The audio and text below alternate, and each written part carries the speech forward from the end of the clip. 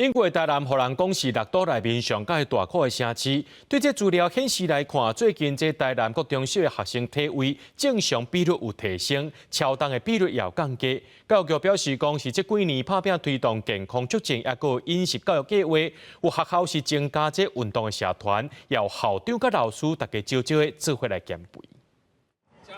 早自修时间，教练带囡仔做田径训练，大家拢真注心投入体育运动。台南市东区复兴国小，逐工放学，有400学生参与运动相关的社团。因过台南市北，互人讲是六都上大考的。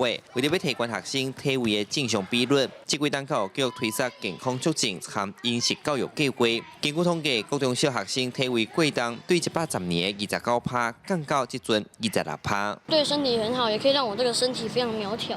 然后也可以对身体有很多良处。今年的囡仔体重迄个比例有较低，所以表示讲，这个部分从午餐的饮食、选择，跟这个体育社团的团队的囡仔的迄个表现，来协助囡仔，会当互伊得到较好的身体健康的发展。除了加开运动社团，也有教室外口放无同的球具，营造运动的环境。唔学生尔，高中也有校长甲老师嘛带头动起来，因靠强璀璨保持规律运动惯习来减肥维持身材。校方内嘛开设健康相关的课程，透过团体力量，互你减肥的学生更较有坚持的毅力。